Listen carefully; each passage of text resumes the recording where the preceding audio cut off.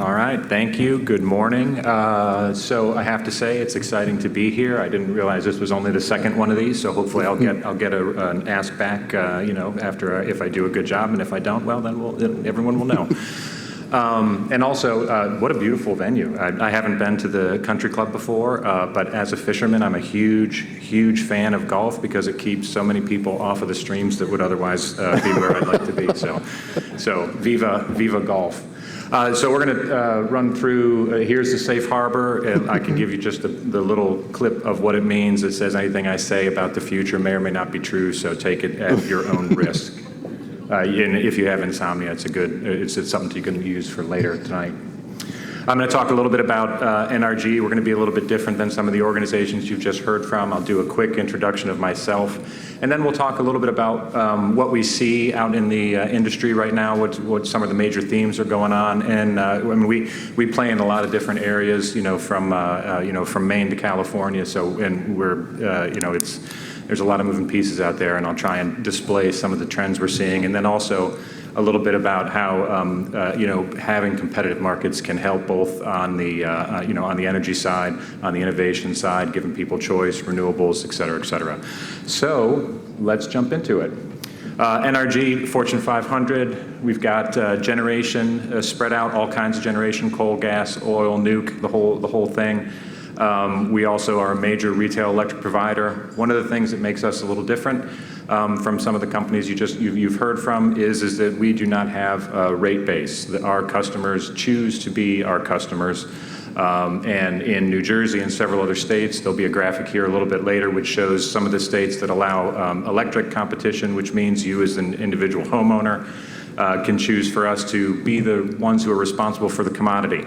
We're not the ones who are going to deliver it. You just heard from, PSEG and others who are the ones that are going to actually deliver the energy, right? The distribution piece is a natural monopoly. The who handles the commodity portion is not. And several states have chosen to make that part competitive. We're active in that. We've got 55,000 customers or so here of all sizes in the state of New Jersey. And frankly, a big office down on Route 1 outside of Princeton down there where we have our trade floor, which handles the commodity trading for the company. And that trade floor just got even bigger because a year or two ago, we ended up buying Direct Energy, which was a major company as well here in the state. They were up near Metro Park in Islin. And their portion is the natural gas side of things, and they move a ton of physical natural gas here in New Jersey, up in New York, all the way through New England and other places. So big footprint here in New Jersey. We've got headquarters down in Houston, 6 million customers if you tally everything up. We do have a big center of operations also down in Texas. We have Reliant. You're going to see here in a second the family of brands we've got: NRG, Direct, Reliant. And so we're big down there in Texas. I'll ask you to put a pin in the goal zero, which I guess is upper left, upper right, as you guys are looking at it there. We're going to talk about goal zero a little bit later.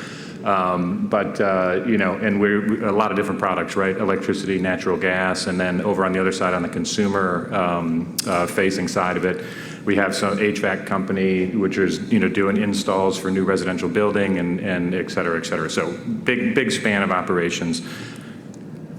So for me, I started down in Houston in 2000. Thought it was ridiculous that I was on a trade floor in Houston. Ended up staying 8 years, but literally I thought it was so funny that I was there that I bought a pair of cowboy boots my first week down there because I knew it wasn't going to last. And 8 years later, I ended up moving to the Princeton area to run the trade floor for NRG. So I ran the trade floor for the last 16 years, and the last 6 or 7 of that, I also had all the power plants. And then as I had a conversation with my boss, and we were talking about, look, Texas had just gone through Winter Storm Uri, which made them rethink a lot of pieces around what was going on in their energy markets. And also, I think that there's, we see kind of an existential threat in some of the northeastern markets about, hey, should we remain competitive? Should we still allow consumers choice? And so he and I had the conversation and I was ready for a change, having beaten my head against the wall for long enough on the trading side of things, to move over and create the head of competitive markets and policy section. So that happened this spring. So very happy to be here and talk a little bit about about some of the stuff we're seeing. So one of the things we're seeing, high commodity prices. That's a 10-year natural gas prompt strip, okay? And you can see that over the past 10 years, there was a huge chunk of it that was under $3. Certainly all of it, almost all of it under $5. And in the past year or so, like, I'm going to admit it, look, I didn't think that Russia was going to invade Ukraine, right? So we've seen the reintroduction of high prices, and even more so, the reintroduction of high volatility, right? So as those prices are swinging around, as you can see, the choppy part going from 6 to 9 to 6 to 9, back and forth kind of a thing. That's a whole new world after a decade of 3 and even some amount of time, about 18 months ago, under $2 per MMBTU, right? So that's a big swing. And those gas prices are, they roll into, obviously, the gas bills for your customers, and they're going to roll into the power bills as well, because oftentimes natural gas is the marginal fuel on the electric side of things, and therefore sets the price there too. And so this is going to be a tough winter for a lot of customers because of what we're seeing in the natural gas world. We're also seeing, and we've touched on a couple of times this morning already, more and more extreme weather. This is a slide that I, bald-faced lifted from the UK Met Office. But I felt better when I did it because they lifted it from Munich Re. And so this is the number of, I was looking for something to show extreme weather, and this is the number of losses by year, weather losses by year, and you can see earthquakes, tropical storms, extreme temperature, and this goes, I think it's the last 40, it goes back to 1980, so it's the last 40 years or so. And you can see that it is, there's no doubt which way that direction is going, is we're seeing more and more extreme weather. And I know a lot more about electricity than I know about natural gas. I'm only barely dangerous on the natural gas side of things, but as the cone of outcomes gets wider in terms of weather events, that has an impact for reliability that we'll talk about here in a second.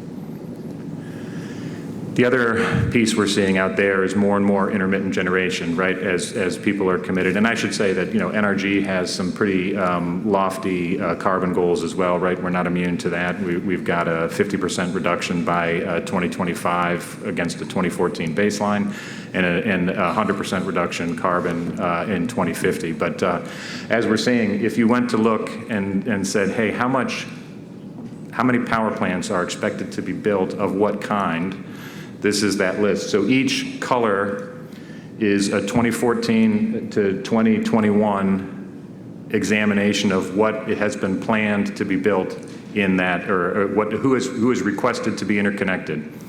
So on the far left, you see in 2014, and I'm talking about the yellow bars here, very little solar, and you can see how much solar is now built there, right? It's just dramatic increase over the past 7 or 8 years.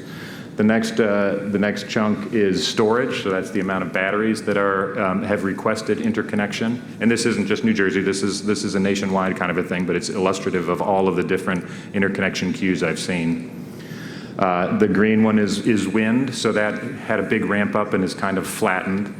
And then you've got gas, nuclear, coal, and other, which are basically non-existent, right? So the future grid is going to look like a lot more intermittent generation, which makes sense, right? We're trying to do our thing against climate change, and there's a lot of incentives. The Investment Reduction Act provides a lot of incentives, and frankly, there's a lot of economics in here too, right? I mean, it is cheaper to build some of these than it is to build a nuclear plant. There's no doubt about it, right? Southern Company has taught us that.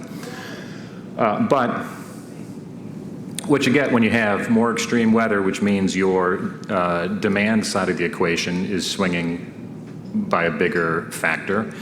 And then you also add in more generation that is intermittent by its very nature, where you're looking at, I know the statistic off the top of my head in Texas, 95% of the interconnection queue is solar or battery together. When you add a wider swing on the demand side and a wider swing on the supply side, you're going to get less reliability unless something else changes. It's just math. And a wider distribution of outcomes. And so what you see on the right-hand side there is a statistic, or not a statistic, it's a chart from, not even a chart, it's a map. It's a map from NERC, and that was their summer reliability assessment.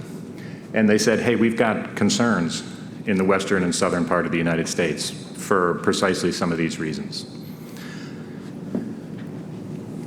Now, this is going to get wonky for a minute, so just bear with me. The way ISOs like PJM or ERCOT down in Texas, et cetera, think about how do I make sure I've got enough generation to serve the load? And what they normally talk about is the reserve margin, which is if I'm going to have to serve on the hottest day of the year 100 megawatts of load, then I need between 115 and 125 megawatts available for it, because some's going to be broken and maybe 100 becomes 105 and et cetera, and that difference between the 100 and the 120 is called the reserve margin. That reserve margin is calculated such that they can meet the NERC reliability standard, which is, hey, we should really only lose control of the system once every 10 years, right? So that's the 1 in 10 loss of load expectation, which is the NERC rule. The question becomes tricky then, okay, if the reserve margin today in PJM, when they run their capacity auction, et cetera, they kind of normally buy between 19 and 25% kind of a thing, a reserve margin. The question is, okay, but if the cone is getting wider on both, hey, I might be wrong on my demand, maybe I think demand is going to be 150,000, but maybe it ends up 160, and as I'm thinking about the intermittent generation that is coming more and more onto the system, does that mean I have to change my reserve margin now? Because, you know, how do I calculate how much each unit is worth that I can count on in the on the hour when you hit the peak? And so that's a lot of the math that's going on. This is very much an ongoing conversation that ISOs are trying to figure out on, okay, we're still trying to hit this 1 in 10. I personally believe the 1 in 10 is light, because I think that no one wants to put up with losing power once every 10 years, right? I think as we go more and more towards the electrification of the country, that becomes an unacceptable answer. Having said that, these are kind of some of the variables they're talking about. How much is the wind going to, or how much is the intermittent going to swing? What can I really count on a planning side of things? So in some states, and in states where you're seeing a lot of intermittents being built, and we're talking about California, we're talking about Texas, which kind of lead the league in terms of intermittent resources, they're moving away from hey, let's talk about the actual reserve margin at peak, which is, call it 5 o'clock in the afternoon. Let's start talking about where the crunch actually happens, because the crunch actually happens at the net peak, which is often later after solar goes down, right? So if you look at this chart on the right, the green is just normal demand. That's load, and this was from the 14th of August in California. I stole this, and you can see that peak happens, the highest point on the green curve happens around 5 or 6 o'clock. But they have no problem covering 5 or 6 o'clock at night because the sun's still up, okay? Once the sun starts to go down, you actually run into a real problem, because the sun, California is a vertical north-south state. When that sun drops, it drops quick, which means you got to ramp something else. You can't ramp wind, you got to ramp gas or something, something else, right? And this kind of the pinch actually comes not at the highest load of the day, which is the top of the green. It's the highest load minus your intermittent renewables, which is normally around 8 or 9 o'clock at night after the solar. And then if you're talking about a reserve margin math, then you have to think, okay, if I'm talking about reserve margins, how much credit do I give solar? Am I calculating it on how much solar do I have at 5 o'clock in the afternoon? Or should I give them credit from a what are you good for reliability as to how much solar you're going to have at 21 o'clock, at 9 or 10 o'clock at night? Because those numbers are very different and have very different implications. So how are states responding? Texas went through a horrendous problem in, it was a multitude of problems. This was a winter issue where gas froze in the ground. There wasn't enough gas. The amount of gas production was reduced 90%. I thought that I spent a lot of money on natural gas in the polar vortex in 2014, 2015, when we were buying $100 per MMBTU natural gas. I paid 4 times that for gas in the production area. Natural gas up in New England, yeah, look, that's a cul-de-sac on the natural gas system, right? That is the end of the natural gas system. That's a capillary. Texas is the beating heart of natural gas, and I paid 4 times that for gas in Texas in February in Winter Storm Uri. They had, obviously that gets a lot of people's attention when people are freezing in their homes and the rest of that, and it was a tremendously bad situation. And they are considering a lot of major changes. ERCOT is a energy-only market right now. There is no capacity auction, right? It is eat what you kill. It is you get paid as a generator by running your generation. Thank you very much. And if you don't run, you don't get paid. Which is a little different than, hey, we want, and they'd also, right as it stands right now, do not have a targeted reserve margin. So they are, thinking very hard about some change. They made some immediate changes right off the bat, but there's a much larger, bigger set of changes that they're considering. Should it be energy only? Should we move in another direction? And the legislators I've been talking to, I said, look, I know that Uri has a lot of mind share right now, but what you really need to be worried about is if you go from 10,000 megawatt, ERCOT is an 80,000 megawatt system.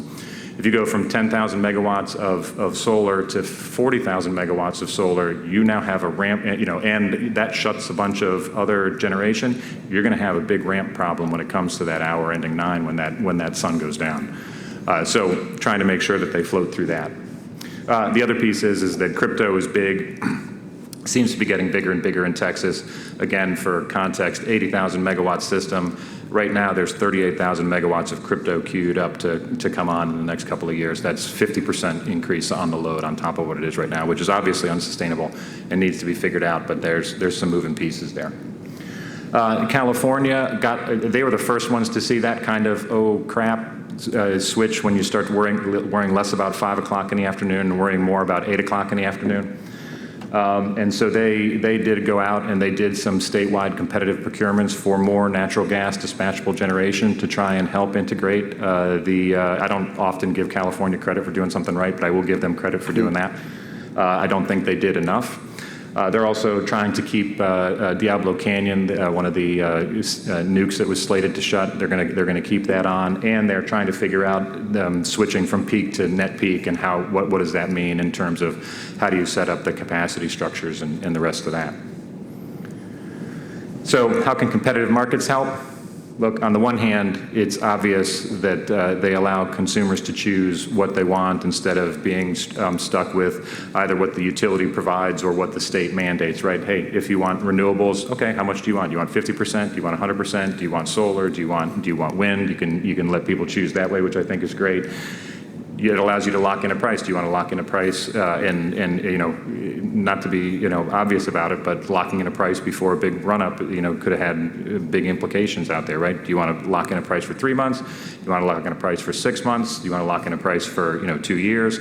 These are some of the options, but some of the more interesting pieces that they make available is how it encourages innovation. And I'm thinking here about smart meters and the time of use rates.